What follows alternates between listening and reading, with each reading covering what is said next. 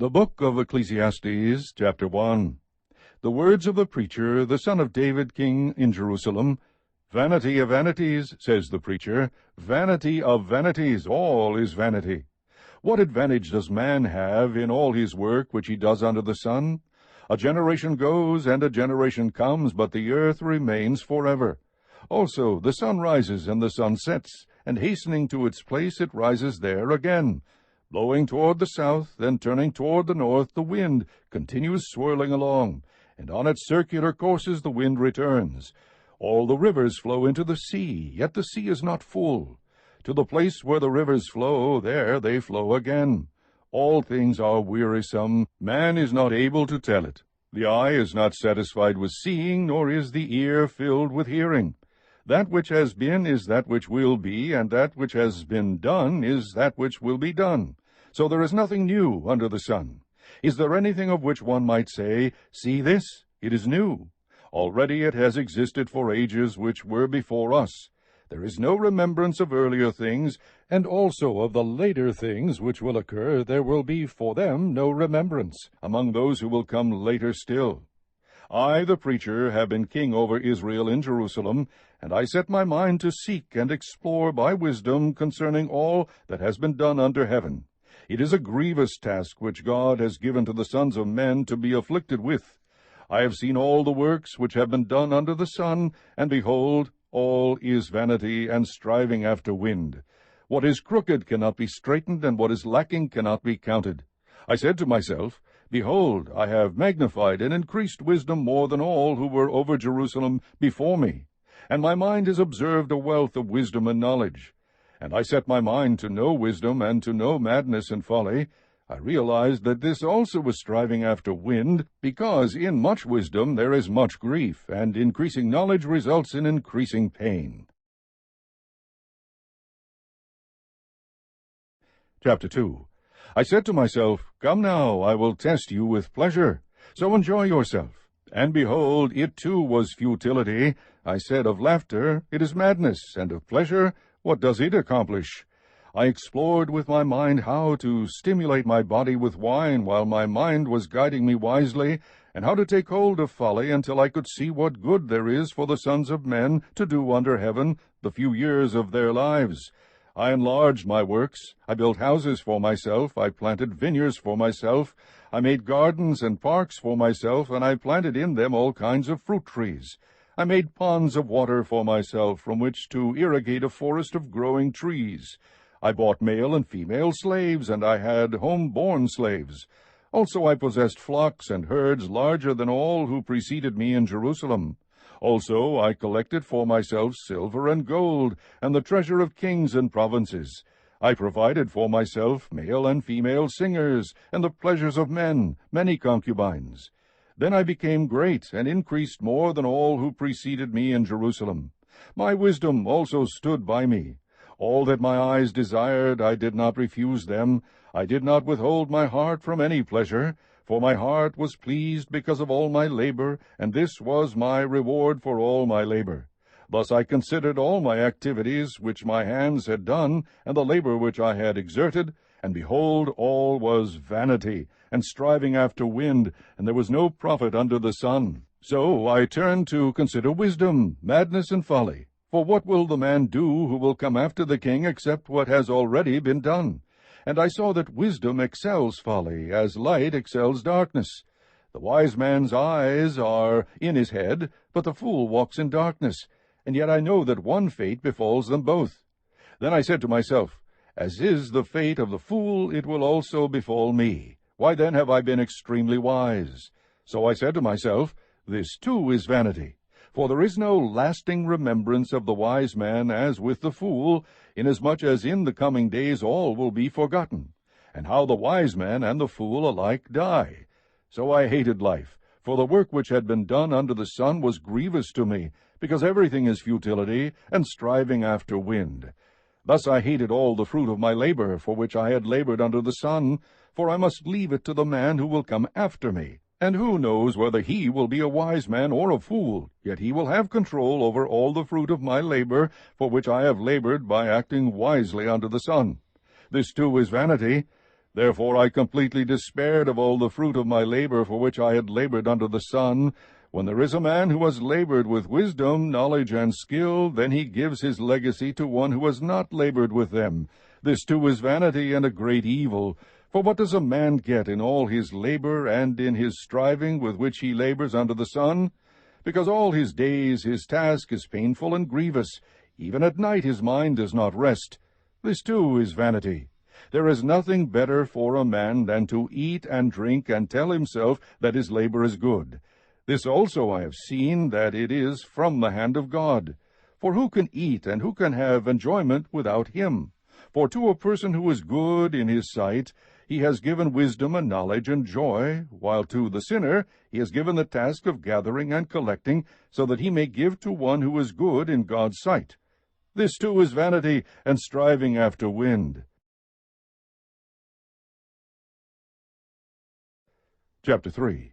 There is an appointed time for everything, and there is a time for every event under heaven, a time to give birth, and a time to die, a time to plant, and a time to uproot what is planted, a time to kill, and a time to heal, a time to tear down, and a time to build up, a time to weep, and a time to laugh, a time to mourn, and a time to dance, a time to throw stones, and a time to gather stones, a time to embrace, and a time to shun embracing, a time to search, and a time to give up as lost, a time to keep, and a time to throw away, a time to tear apart, and a time to sew together, a time to be silent, and a time to speak, a time to love, and a time to hate, a time for war, and a time for peace.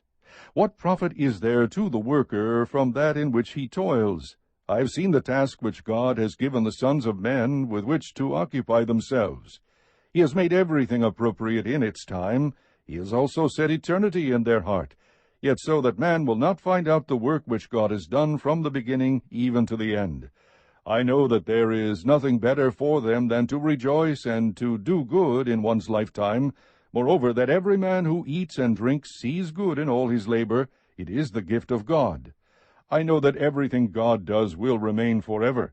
There is nothing to add to it, and there is nothing to take from it, for God has so worked that men should fear him. That which has been already and that which will be has already been, for God seeks what has passed by.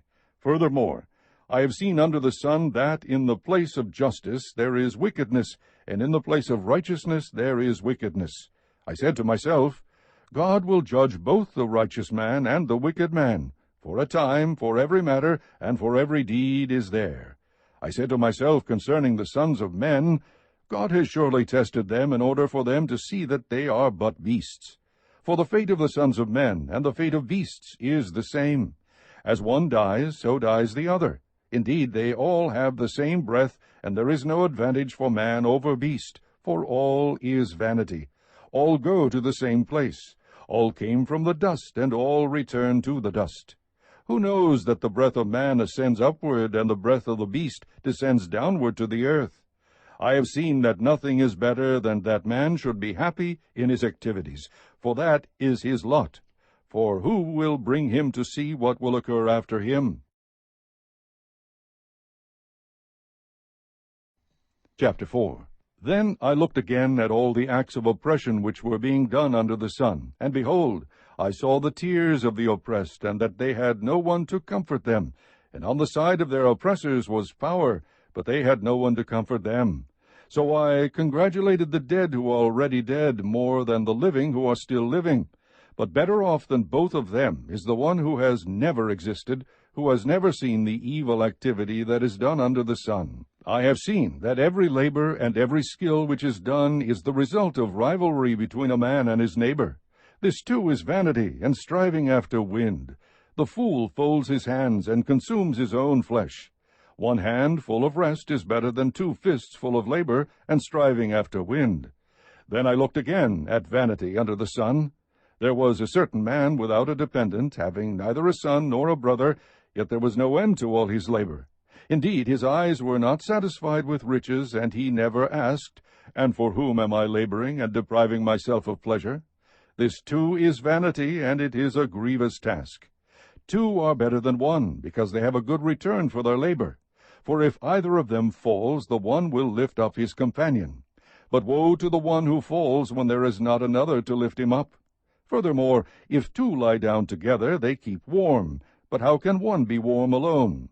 And if one can overpower him who is alone, two can resist him. A cord of 3 strands is not quickly torn apart. A poor yet wise lad is better than an old and foolish king who no longer knows how to receive instruction. For he has come out of a prison to become king, even though he was born poor in his kingdom. I have seen all the living under the sun throng to the side of the second lad who replaces him.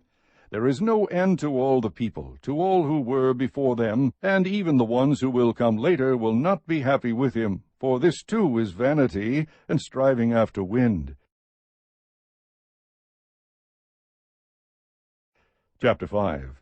Guard your steps as you go to the house of God, and draw near to listen, rather than to offer the sacrifice of fools, for they do not know they are doing evil. Do not be hasty in word or impulsive in thought to bring up a matter in the presence of God. For God is in heaven, and you are on the earth. Therefore let your words be few.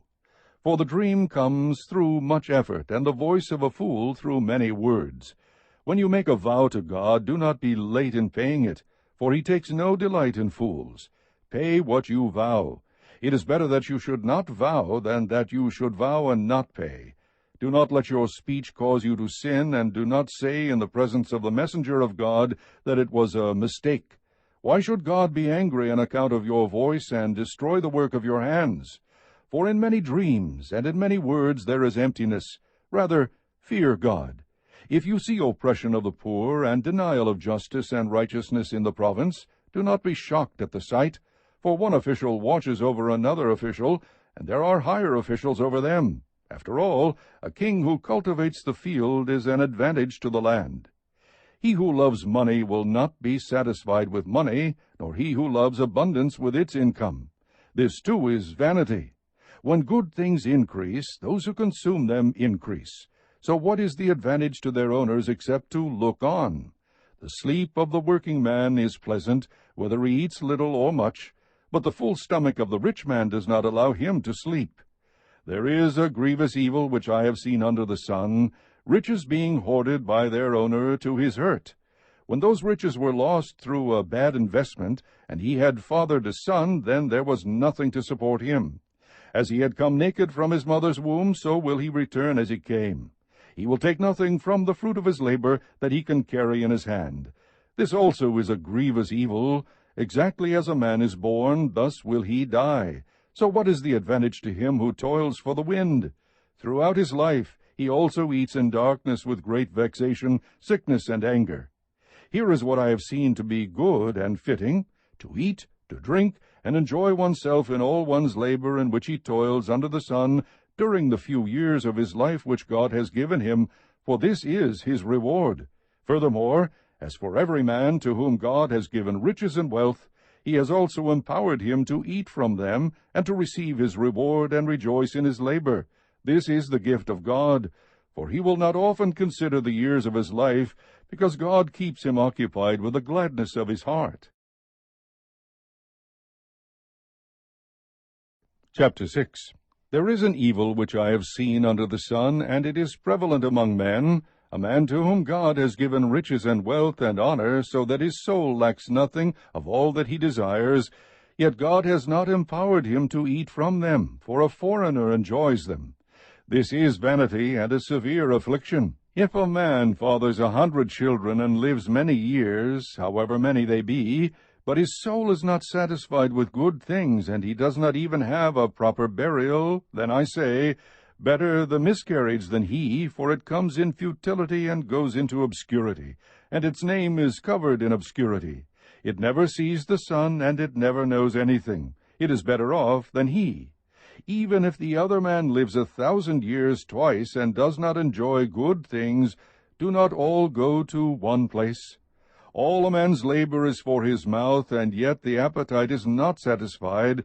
For what advantage does the wise man have over the fool? What advantage does the poor man have, knowing how to walk before the living?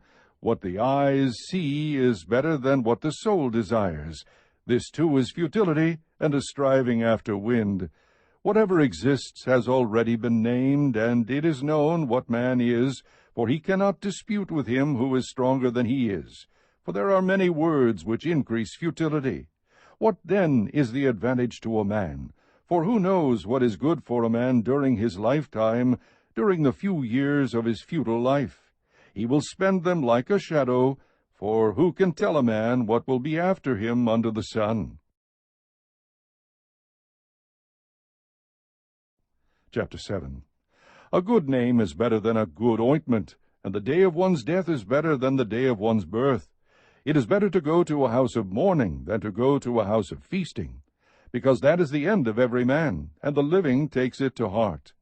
Sorrow is better than laughter, for when a face is sad, a heart may be happy. The mind of the wise is in the house of mourning, while the mind of fools is in the house of pleasure. It is better to listen to the rebuke of a wise man than for one to listen to the song of fools. For as the crackling of thorn bushes under a pot, so is the laughter of the fool. And this, too, is futility. For oppression makes a wise man mad, and a bribe corrupts the heart.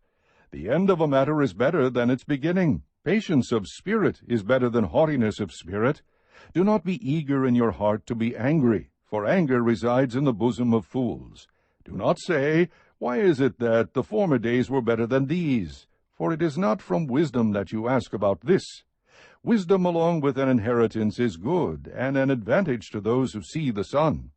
For wisdom is protection just as money is protection. But the advantage of knowledge is that wisdom preserves the lives of its possessors. Consider the work of God, for who is able to straighten what he has bent?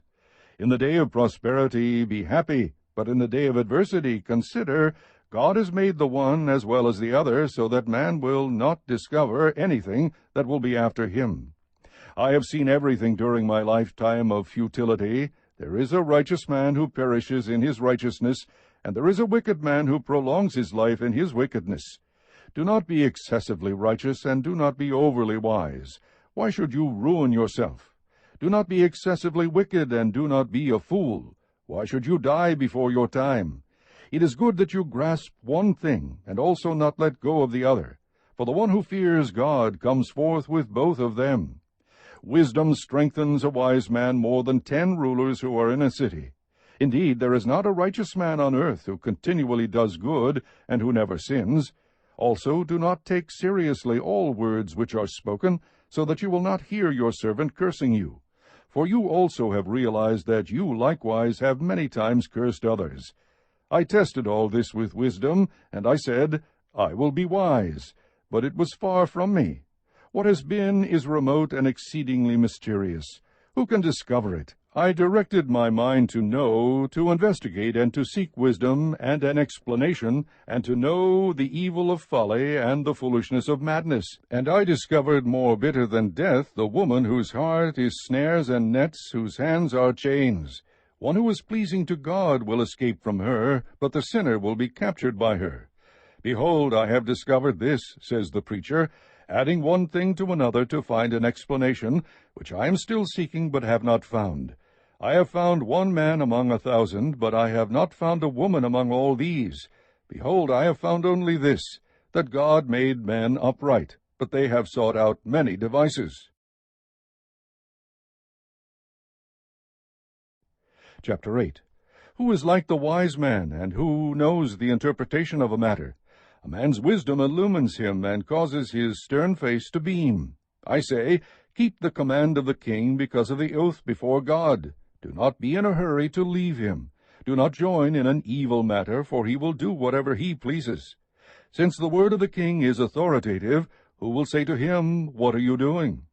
He who keeps a royal command experiences no trouble, for a wise heart knows the proper time and procedure. For there is a proper time and procedure for every delight, though a man's trouble is heavy upon him.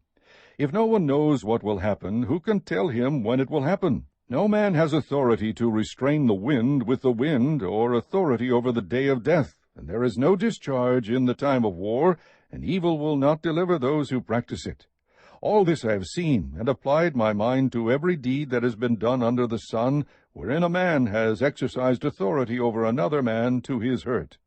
So then I have seen the wicked buried, those who used to go in and out from the holy place, and they are soon forgotten in the city where they did thus.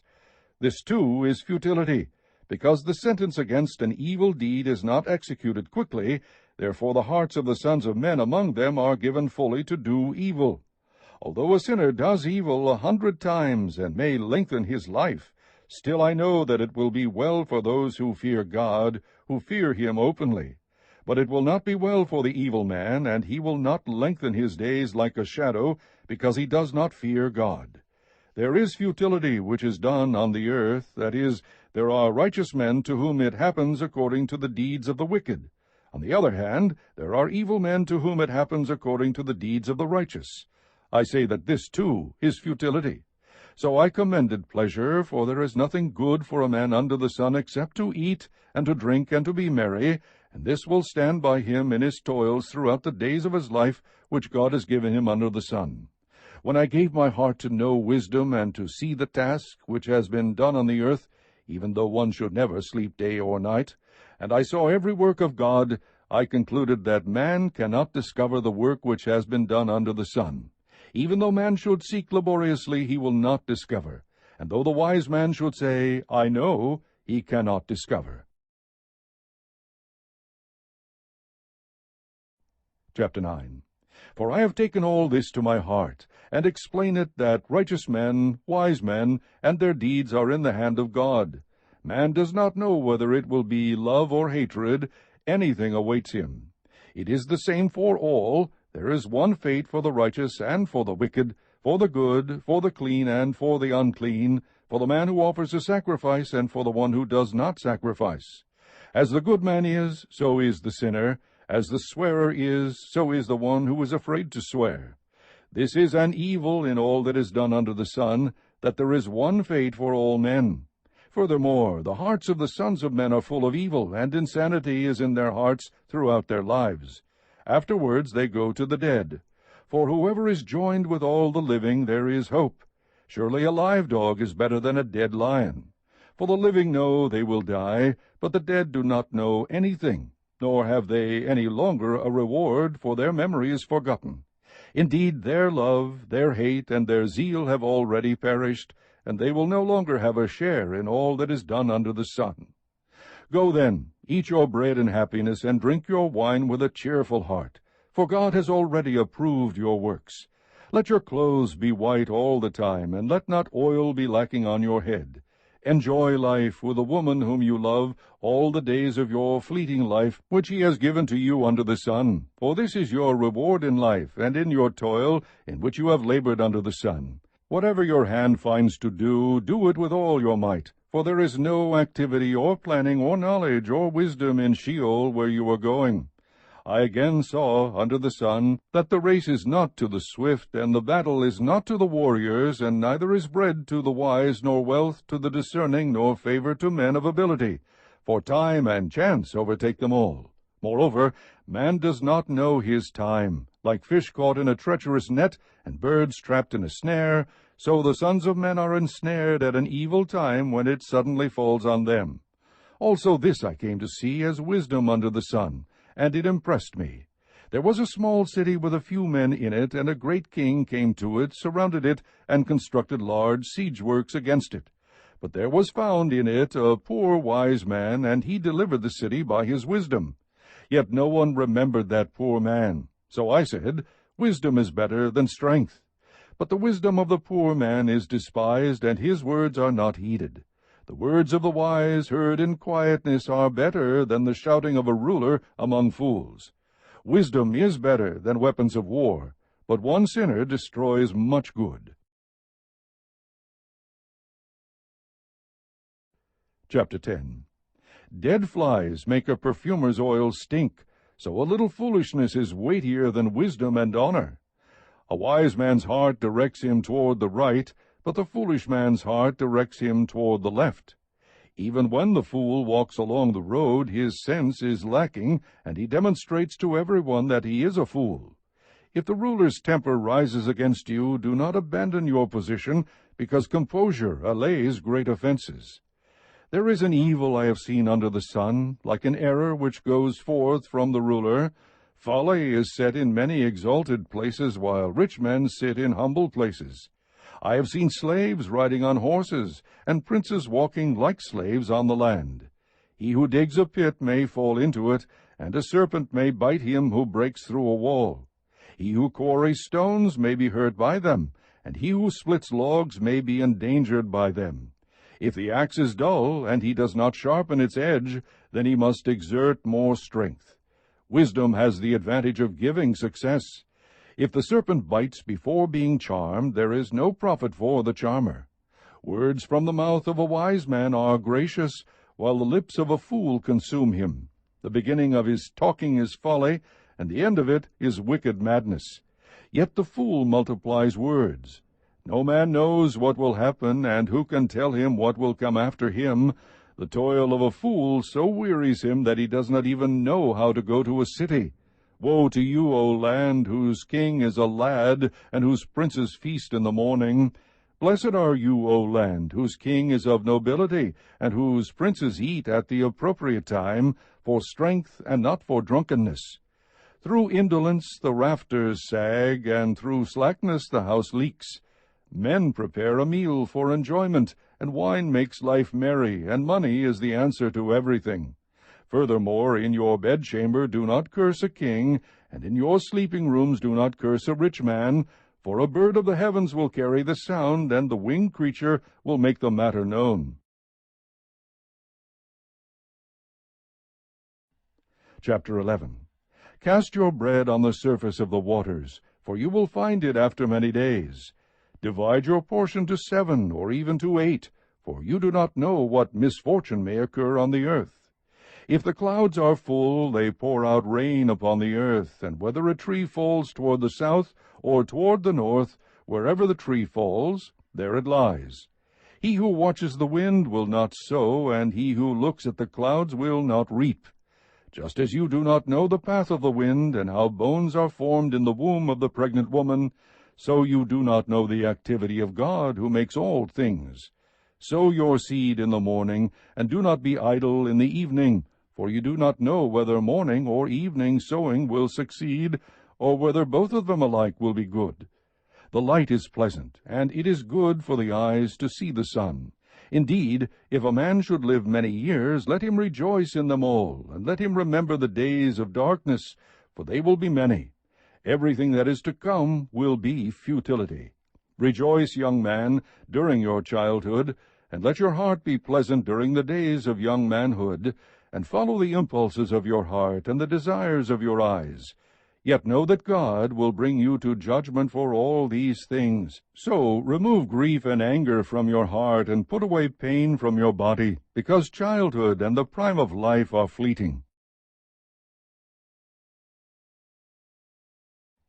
Chapter 12. Remember also your Creator in the days of your youth, before the evil days come and the years draw near, when you will say, I have no delight in them. Before the sun and the light, the moon and the stars are darkened, and clouds return after the rain. In the day that the watchmen of the house tremble, and mighty men stoop, the grinding ones stand idle because they are few, and those who look through windows grow dim, and the doors on the street are shut as the sound of the grinding mill is low, and one will arise at the sound of the bird, and all the daughters of song will sing softly. Furthermore, men are afraid of a high place, and of terrors on the road. The almond tree blossoms, the grasshopper drags himself along, and the caperberry is ineffective. For man goes to his eternal home, while mourners go about in the street. Remember him before the silver cord is broken, and the golden bowl is crushed, the pitcher by the well is shattered, and the wheel at the cistern is crushed. Then the dust will return to the earth as it was, and the spirit will return to God who gave it. Vanity of vanities, says the preacher, all is vanity. In addition to being a wise man, the preacher also taught the people knowledge, and he pondered, searched out, and arranged many proverbs. The preacher sought to find delightful words, and to write words of truth correctly. The words of wise men are like goads, and masters of these collections are like well-driven nails. They are given by one shepherd. But beyond this, my son, be warned. The writing of many books is endless, and excessive devotion to books is wearying to the body. The conclusion, when all has been heard, is, fear God, and keep His commandments, because this applies to every person. For God will bring every act to judgment, everything which is hidden, whether it is good or evil.